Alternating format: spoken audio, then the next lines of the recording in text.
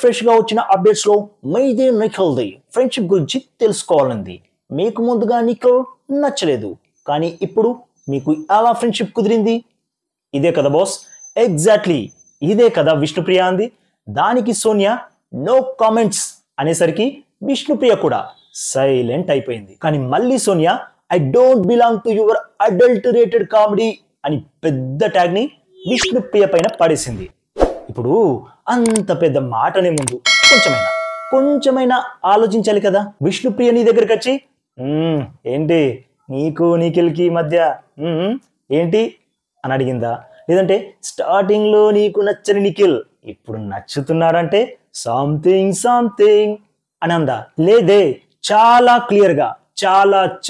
Clear గా friendship అనే word వాడింది. అలాంటప్పుడు అందులో తప్పు పట్టాల్సిన అవసరం ఏముంది? వ్యూవర్స్ మీరు చెప్పండి, అదేమైనా అడల్ట్ రేటెడ్ కామెడీనా?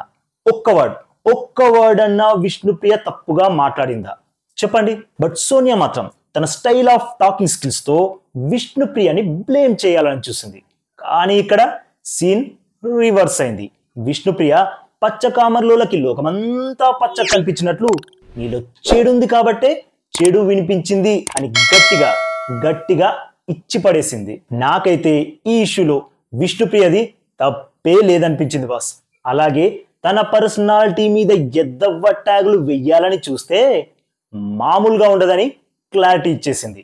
విష్ణుప్రియకి ఎంత మండిందంటే ఇక్కడ ఆమె మాత్రమే పతివ్రత, మేమంతా అదో టైపా అనేంత. నిజంగా బాస్, అడల్ట్ రేటెడ్ కామెడీ అనేది ఓ రకంగా బూతే. దాన్ని ఓ పర్సన్ కి ఆపాదించాలని చూడడం తప్పు, చాలా పెద్ద తప్పు. దట్టు తను ఆ మీనింగ్ లో అస్సలు మాట్లాడలేదు. ఈ విషయాన్ని అక్కడే ఉన్న సీత కూడా చెప్పింది. అక్కడ ఉన్న వాళ్ళకి అనిపించింది, సోనియాకే ఎందుకలా అనిపించిందో తనకే తెలియాలి.